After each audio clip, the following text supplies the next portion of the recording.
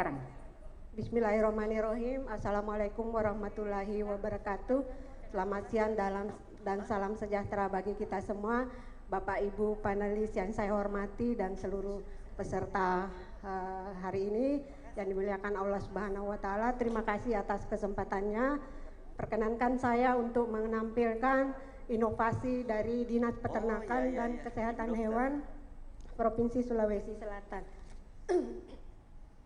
Inovasi kami judulnya Si Balung Lestari dari Sulawesi Selatan. Jadi sapi Bali unggul dari Sulawesi Selatan. Saya kira ini sudah beberapa kali di depan Bapak Ibu panelis. Betul. Sehingga kita bisa singkat saja hari ini.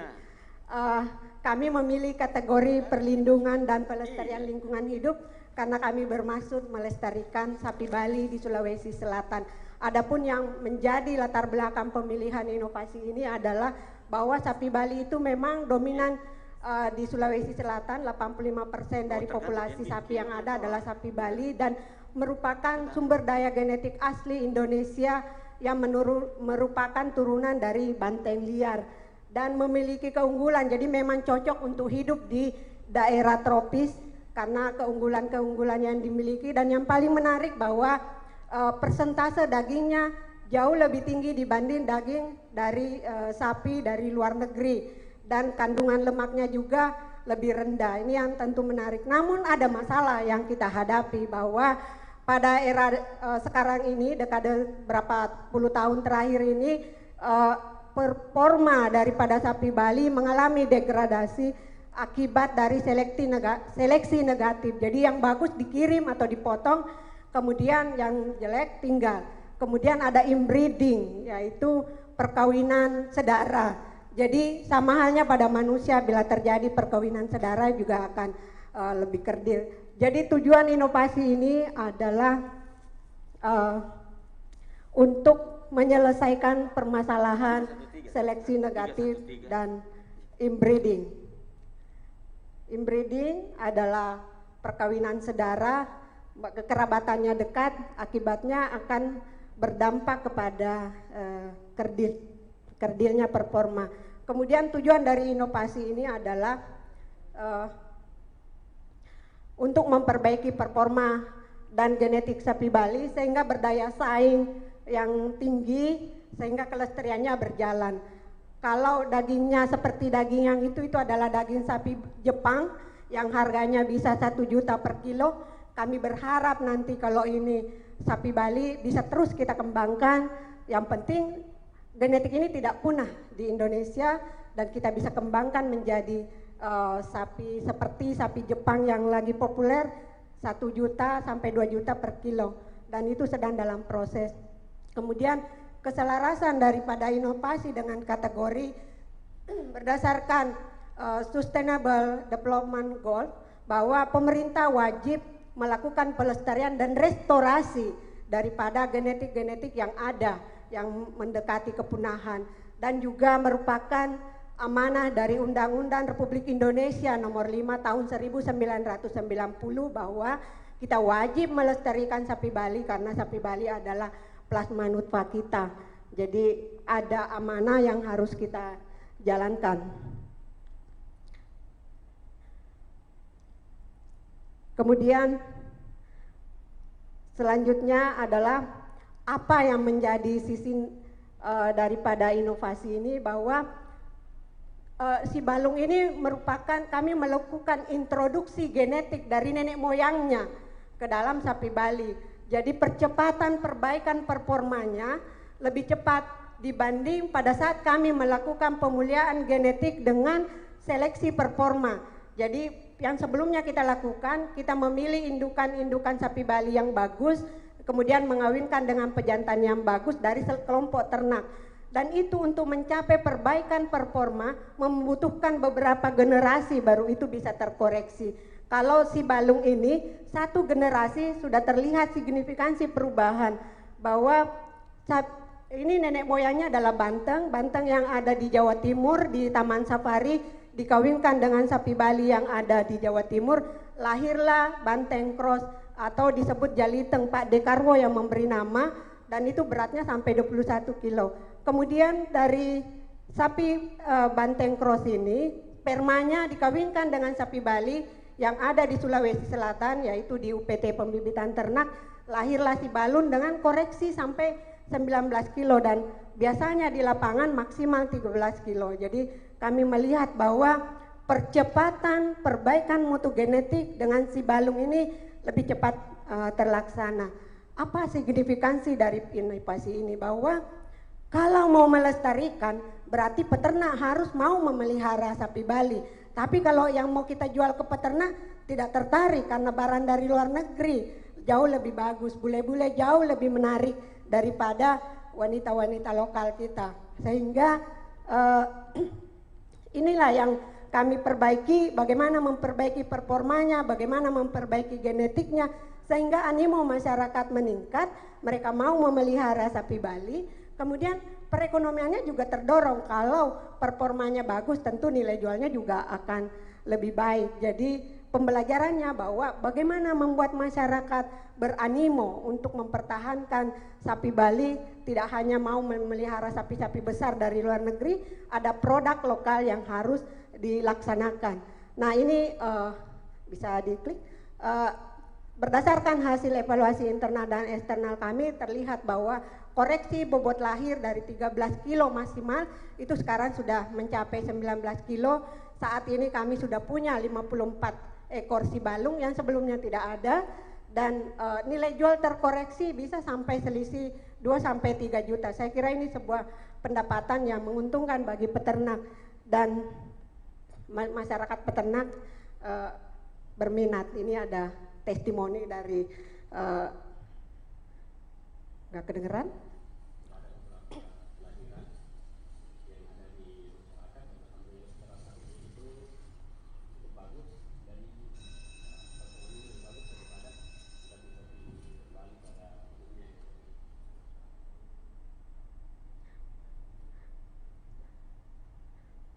Baik Ibu, waktu telah habis. Iya. Kami persilahkan untuk kembali ke tempat. Videonya masih 3 menit? Oh ya, baik. Makasih, makasih Bapak Ibu panelis. Berikut kita akan saksikan video dari inovasi si balung lestari dari Sulsel.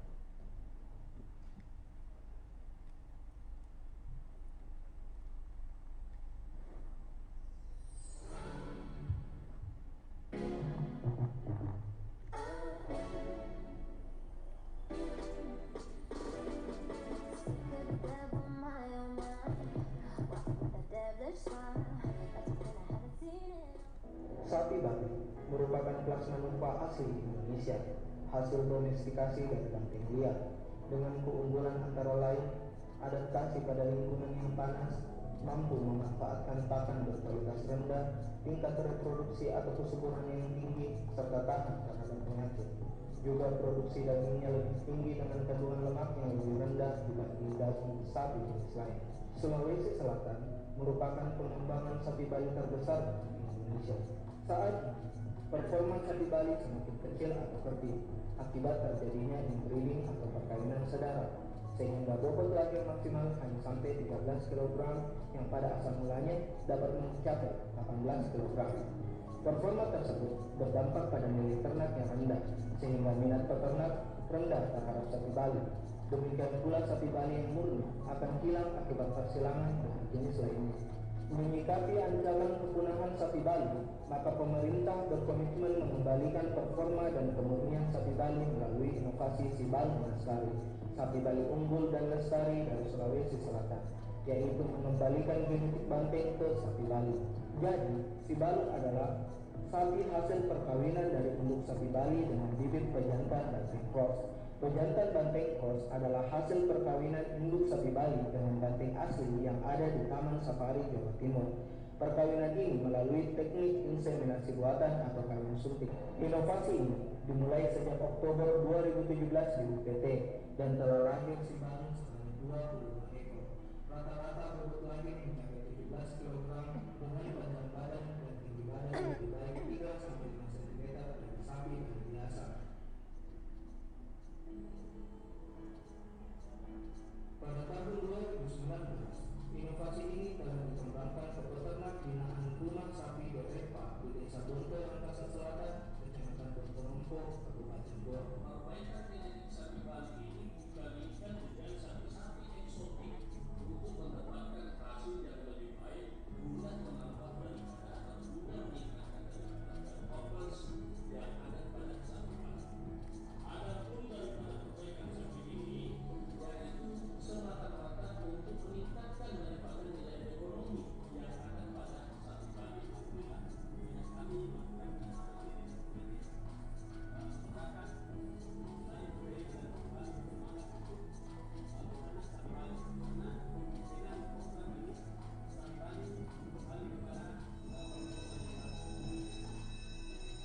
Baik, selanjutnya kita akan mendengarkan komentar dan pertanyaan dari tim panelis.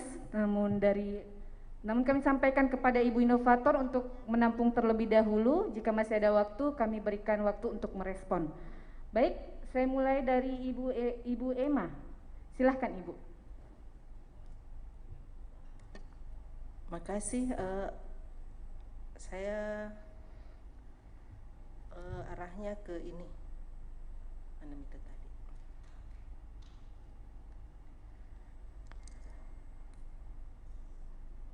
Sebenarnya inovasi ini menurut saya bagus Bu ya, sangat bagus. Cuma terlalu teknis mungkin yang dibahasakan di dalam sini. Saya sudah cek di googling juga bahwa inseminasi buatan antara sapi Bali dengan banteng cross. Ya, banteng cross ini juga pernah dilaksanakan di Jawa, di Taman Safari, pernah juga di Jawa Timur, dan menghasilkan perawakan yang bagus menjadi sapi jenis Karwo yang tadi itu Gubernur Jawa Timur. Kira-kira apa perbedaannya di sini dengan yang ada di Balung Lestari? Apa kelebihannya, apa keunikannya? Dan selain itu, mungkin perlu dijelaskan inovasi apa juga sehingga peternak itu mau memakai hasil inovasi dari Dinas Peternakan ini. Saya kira itu saja ya. Kasih. Terima kasih Bu Emma. Selanjutnya saya ke Pak Sarwan. Silahkan Pak. Iya, terima kasih banyak Bu Moderator. Ibu Dokter, sudah sering maki, hampir tiap tahun ketemu Ibu Dokter ini. Terima kasih. Dan mudah-mudahan tahun ini bisa, supaya tidak bolak-balik ke Strika dimajukan begini, mudah-mudahan tahun ini bisa masuk Ibu. Bisa masuk di top 30 supaya karena saya lihat ini inovasi dari sisi kebaruannya memang seperti yang dikatakan tadi oleh panelis yang sebelumnya bahwa perbedaan ini yang kita bisa pertegas, karena kalau kita lihat memang setelah di googling itu banyak hal yang sama, tapi mungkin yang kita bisa tampilkan lagi, kita explore lagi yang uniknya. Waktu 2 tahun lalu mungkin dia masih unik ini, tapi tahun ini seiring berjalannya waktu ini makin banyak. Kemarin juga ada yang dari Bone, itu untuk inseminasi buatan, kemarin ada. Dan itu juga hasilnya sangat luar biasa sekali. Dan cuman bahasanya jelek, kandang selingkuh ya, kandang selingkuh. Jadi tapi dari sisi konten bagus sekali dia, bagaimana membuat kandang tanpa eksekusi di situ, sehingga itu lain daripada yang lain anunya ya. Tapi ini mungkin tabek Bu, kalau bisa kita kalau dari sisi dia punya hasil memang di sini sangat bagus sekali, mulai dari peningkatan dari 12 kilo per ekor naik menjadi 18 kilo. Ini luar biasa sekali kenaikannya. Bahkan di sini kan untuk mencegah kepunahan, ini kita sudah punya keturunan sapi Bali unggul 54 ekor. Tapi kalau saya tidak salah ini benar, ini datanya masih 2 tahun lalu ini, mungkin sudah naik ini, bukan 54. Yang di video Pak, karena tidak sempat memperbaharui video. Itu saya bilang kayaknya ini datanya masih data tahun kuda. Jadi ini mungkin bisa diupdate. Jadi termasuk juga ini nilai jualnya mungkin tidak sebesar itu, mungkin sudah naik lagi nilai jualnya, karena kemarin itu bahkan dia dari 10 juta naik bisa sampai 70 juta Bu, yang di Bone, masa dia kalah ke Bone.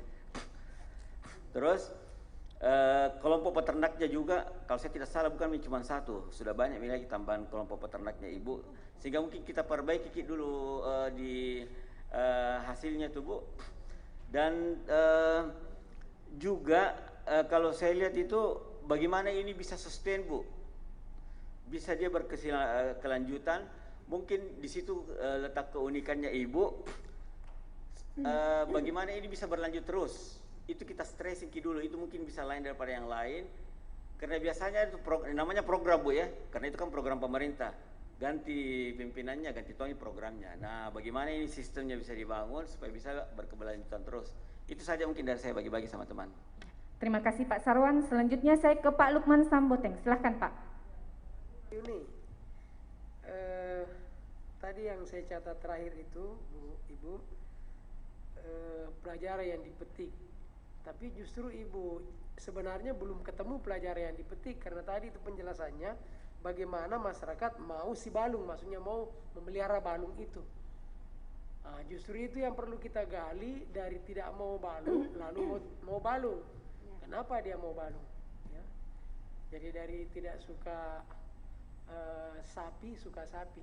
Tapi tadi saya baru tahu ternyata usia kuda itu lebih tua dari sapi karena tahun kuda, kata Pak Sarwan. Ya itu yang pertama. Terus yang kedua, bagaimana transferabilitas ya dari proyek inovasi ini, itu juga mungkin penting. Saya itu selalu berpikir begini Ibu, pemerintah ini harusnya itu ada ladang peternakannya, ya. Jadi Provinsi Sulawesi Selatan kalau kementerian belum ada, Provinsi Sulawesi Selatan ada ladang peternakannya. Tadi dia beternak si balung, mungkin semua kabupaten kota yang ada di Sulsel, dan diangkat tenaga P3K untuk memelihara itu, ya. Kalau di Australia, Ibu sering ke sana, Australia itu tingkat kesadaran masyarakat sudah tinggi, dia juga punya modal yang tinggi, terus sehingga dia bisa membuka itu. Kalau di Indonesia kan tidak ada, jarang, ya, jarang ada itu. Sehingga kalau pemerintah, ya kayak Malaysia misalnya itu, ini gunung ini, pagari gunung ini, anggaran ada, terus kita tanami rumput gajah, lepaskan sapi si balung, angkat 100-200 orang di situ, menjaga si balung itu dan digaji, itu baru uang. Daripada kita berkantor di gedung, ya. Saya selalu, itu yang selalu menggelitik saya. Dan ini bukan hanya untuk bukan hanya peternakan, ya, perikanan juga begitu. Saya sering nonton di televisi bagaimana orang Amerika itu turun menangkap ikan ikan yang bukan cakalan ini, ikan tuna. Kalau dia sudah dapat 2 ikan tuna itu sudah 150 juta harganya. Nah, ya saya bilang ini harusnya pemerintah beli kapal, tangkap itu ikan kakap-kakap merah yang besar, ya, dan pasar-pasarnya itu ada. Dulu saya hampir jadi pengekspor. Waktu saya ke Hong Kong, saya ditawari, dia bilang kalau Bapak bisa masukkan ikan segar dari Indonesia, kita bisa kerjasama. Itu yang selalu menggelitik saya, kenapa pemerintah tidak melakukan itu, kenapa tidak melakukan itu. Itu dari saya Mbak Yuni, terima kasih. Terima kasih Pak Lukman. Selanjutnya saya ke Ibu Retno, silakan Ibu. Baik, saya ke Pak Ahmar, silahkan Pak. Baik, terima kasih. Si balung lestari, sapi Bali unggul lestari dari Sulawesi Selatan. Nah, yang pertama dulu adalah saya ingin ke masalah pokok. Masalah pokok yang muncul di proposal ini adalah, pertama adalah Ibu melihat performa sapi Bali belum memenuhi standar nasional Indonesia, baik itu bibit maupun indukannya, yang hanya biasanya rata-rata lahir dengan bobot 13 kg gitu ya Bu ya. Artinya masalah pokoknya ini adalah adanya sapi lokal yang stunting. Kalau kita mau bilang sapi kerdil ya, lahir dengan bobot 13 kg, jadi sapi stunting. Nah, dari situ kemudian setelah dipelihara ya paling mungkin 70 kilo, 80 kilo jadinya, sehingga nilai jualnya juga tidak bisa bersaing dengan sapi limosin, Brahma dan seterusnya. Dan itu juga yang berpengaruh kepada minat masyarakat untuk memelihara sapi ini. Nah, itu kan masalahnya ya. Nah, karena itu Bapak Ibu sekalian, para inovator, Ibu melakukanlah inovasi dengan si balung lestari dengan treatment perkawinan silang antara induk sapi Bali dengan banteng cross atau jaliteng. Jadi lahirlah itu namanya sapi unggul ya. Nah, yang lahir dengan bobot meningkat menjadi 19 kg. Nah, kita bicara tujuan. Jadi jadi mungkin di latar belakang itu Bu, kalau bisa, karena di latar belakang itu dijelaskan dulu. Sapi Bali itu, karena setahu saya, setiap hari raya kurban, sapi ini yang paling banyak orang cari. Pertama, harganya sekitar 7 jutaan sampai 12 jutaan lah gitu ya. Dan inilah rata-rata kemampuan kita, terutama umat Islam, untuk membeli sapi ini. Tetapi di satu sisi dia tidak bisa bersaing dengan sapi-sapi limusin, Brahma dan seterusnya. Nah, karena itu untuk itu dikaitkan dulu ke situ.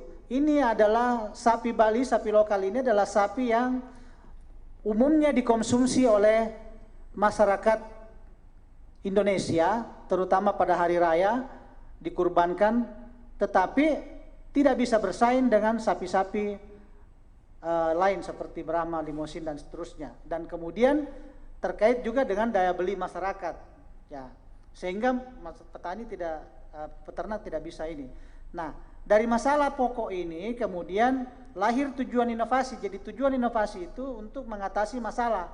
Nah, tadi kan di sini performanya tidak sesuai dengan standar nasional Indonesia. Karena itu tujuan inovasinya adalah meningkatkan performa sapi Bali agar dapat memenuhi standar SNI. Itu agar bisa bersaing. Jadi itu tujuan inovasinya, meningkatkan performanya, karena berdasarkan masalahnya itu, meningkatkan performa sapi Bali agar memenuhi standar SNI dari misalnya 13 kilo menjadi 19 kilo pada waktu lahir. Kemudian karena di sini juga terkait dengan minat masyarakat yang tidak ogah-ogahan memelihara sapi begini karena nilai jualnya ini, terus dagingnya juga cuman berapa begitu, sehingga itulah juga yang menjadi tujuan, meningkatkan nilai jual sapi Bali sehingga mendapatkan pendapatan masyarakat. Kemudian tujuan berikutnya adalah meningkatkan minat atau menumbuhkan minat peternak memelihara sapi Bali sebagai ternak lokal Indonesia. Itu tujuannya, tujuan inovasi ini. Nah, kemudian saya membaca di proposal, Ibu memilih kategori perlindungan, kategori dalam inovasi ini perlindungan dan pelestarian lingkungan hidup. Apakah itu pas atau bagaimana itu? Apakah tidak masuk ke kategori pemberdayaan atau kesempatan kerja? Apa mungkin bisa dijelaskan dulu sedikit Bu, kenapa Ibu memilih kategori inovasi perlindungan dan pelestarian lingkungan hidup? Apa karena sapi Bali ini mau dilestarikan atau di situ nilai esensialnya sehingga Ibu memilih kategori itu? Silakan dulu dijawab Bu. Ya, jadi memang terkait dengan pemberdayaan ekonomi, tapi kami lebih kepada hulunya bahwa ada genetik. Jadi itu nanti yang akan membedakan dengan kandang selingkuh. Ada genetik asli di Indonesia yang akan punah karena tidak adanya lagi orang yang tertarik.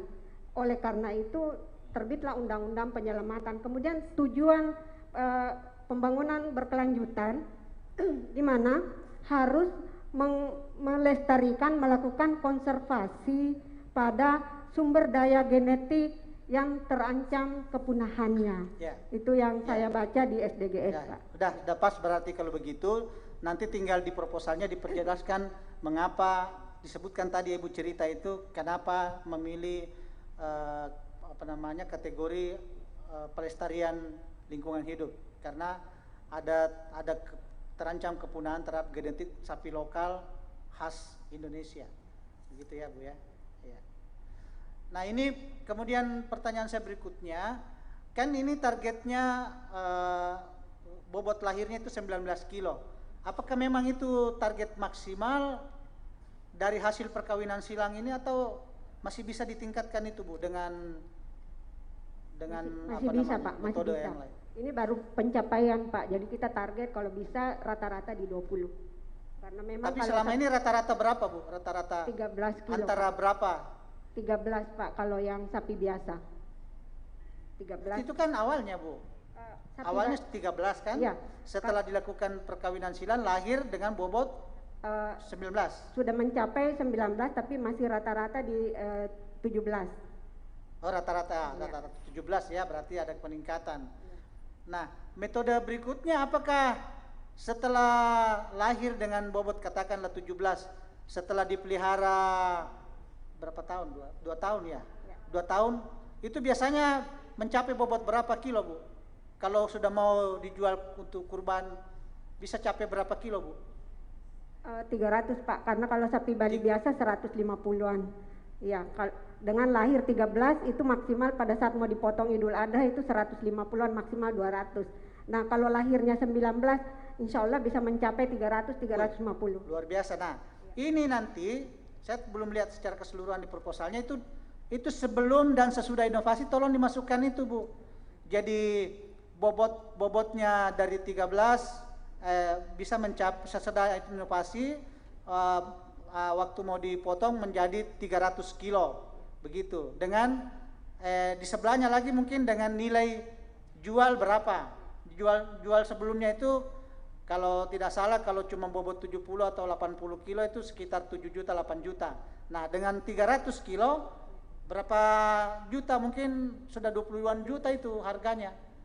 Itu kalau bobot limosin kan sampai 1 ton ya. Ya, begitu ya.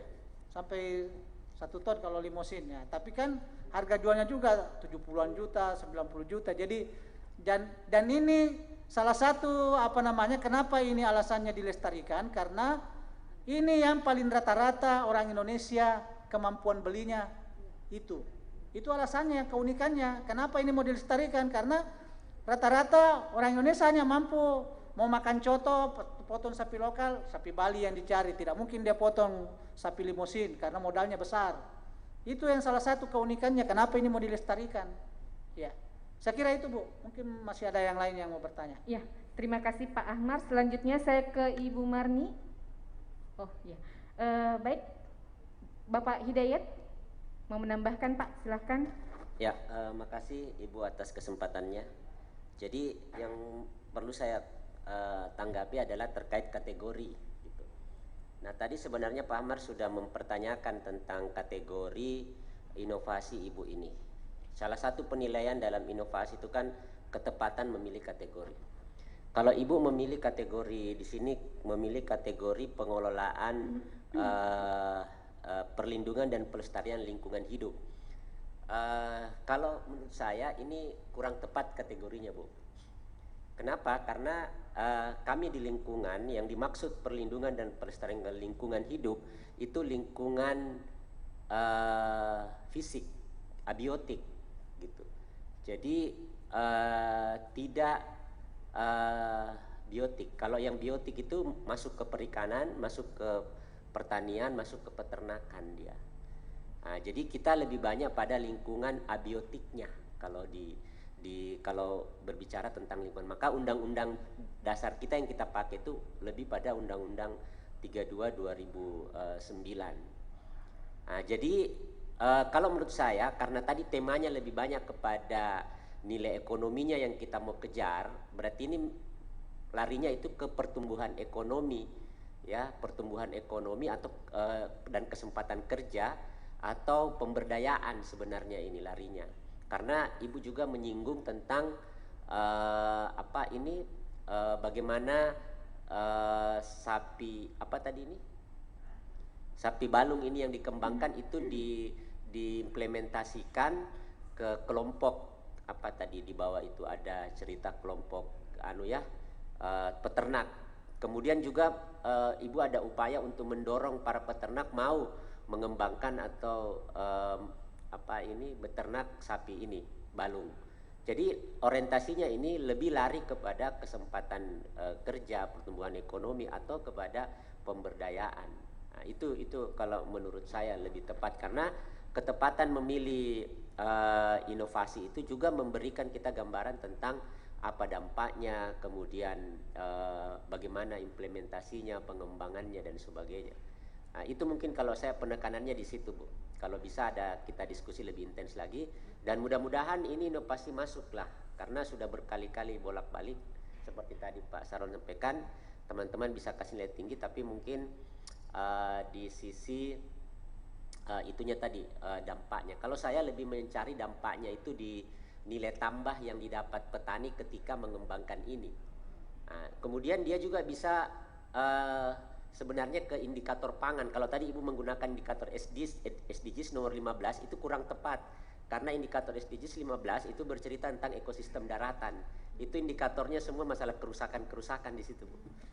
Masuk saja ke indikator ketahanan pangan, lebih cocok. Di situ ada indikator-indikator tentang ketersediaan energi pangan, lebih tepat situ. Itu mungkin dari saya. Terima kasih kepada tim panelis dan terima kasih kepada Ibu inovator beserta tim. Mari kita berikan aplaus untuk inovasi Sibalung Lestari dari Sulsel. Baik, kepada inovator beserta tim kami persilahkan untuk meninggalkan tempat.